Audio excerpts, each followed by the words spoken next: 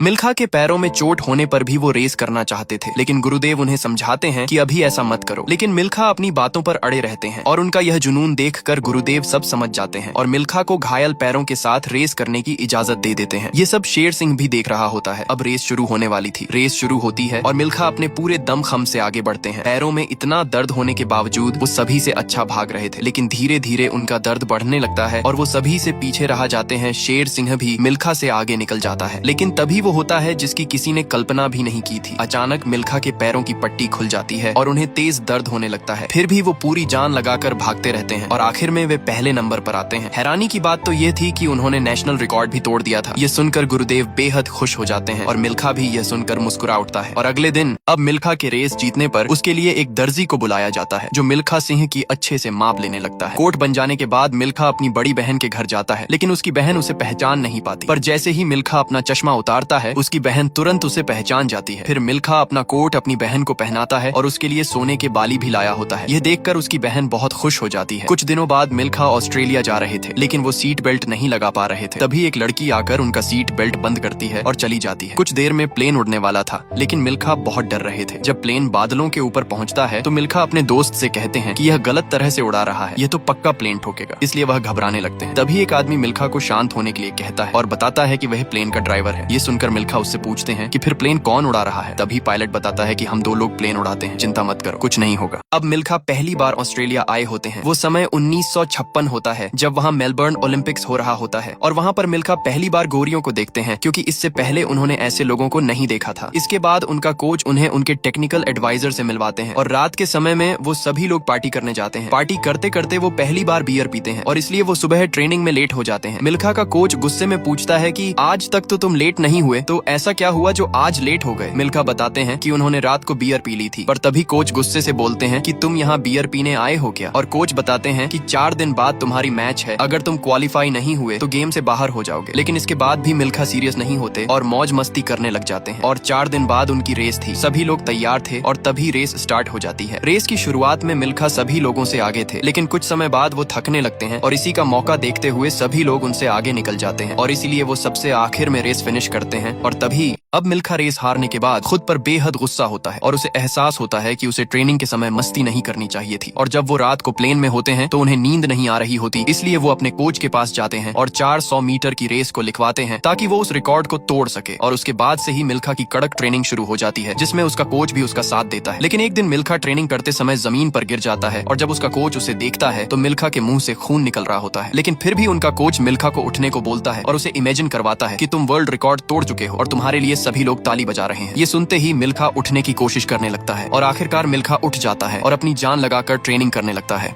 अब मिल्खा की ट्रेनिंग पहले से भी ज्यादा मुश्किल हो चुकी थी, क्योंकि उसके पैरों में भारी भरकम बैग बांधने के बाद उसे घंटों तक रस्सी कूद करनी पड़ती थी। और ऐसे करते करते मिल्खा अपनी ट्रेनिंग में इतना मग्न हो जाता है कि उसे बारिश का भी ध्यान नहीं रहता और वो लगातार ट्रेनिंग करता रहता है। और तब साल 1958 होता है, जब टोक्यो में एशियन गेम हो रहे होते हैं। जब मिल्खा अब्दुल खान को रेस में देखता है तो उस रेस में अब्दुल खान सभी को पछाड़ देता है। इसके बाद रणवीर और मिल्खा उनसे मिलते हैं और उन्हें बधाइयां देते हैं और वो बताते हैं कि अगली रेस तुम्हारी मिल्खा के साथ है। अब वो पाकिस्तानी कोच मिल्खा सिंह की पुरानी चोट को फिर से ताजा कर देता है और तभी उन्हें अपना बचपन याद आता है, जब भारत और पाकिस्तान का बंटवारा हो रहा था, जिसमें उनका गांव पाकिस्तान में आ गया था। सभी लोग वहां रुककर लड़ने के लिए तैयार थे, लेकिन मिल्खा का बहनोई वहां रुकने के लिए तैयार नहीं था। और फिर कहानी वापस उसी समय पर आ जाती है। अब मिल्खा की रेस उसी घमंडी पाकिस्तानी अब्दुल खान के साथ थी। मिल्खा को आज कैसे भी करके जीतना ही था। तभी रेस शुरू होने वाली होती है और जैसे ही रेस शुरू होती है दोनों अपनी जान लगाकर भागने लगते हैं। अब्दुल खान आगे था, लेकिन थोड़ी ही देर में मिल्खा भी उसके बराबर पहुंच जाते हैं और दोनों के बीच धमाकेदार रेस चल रही थी। अचानक फिनिशिंग लाइन भी नजर आ जाती है। दोनों जीतने के लिए पूरी ताकत लगा रहे थे, लेकिन तभी वो होता है जिसकी किसी ने उम्मीद नहीं की थी। अब्दुल खान और उसका कोच तो पहले ही खुशियां मनाने लगते हैं, लेकिन बड़े बोर्ड पर रिजल्ट आता है कि अब्दुल खान दूसरे स्थान पर और मिल्खा सिंह पहले स्थान पर। ये देखकर दोनों हैरान रह जाते हैं और मिल्खा उनका कोच बेहद खुश हो जाते हैं। तभी सब देखते रह जाते हैं कि मिल्खा ने कैसे सबसे पहले फिनिश किया।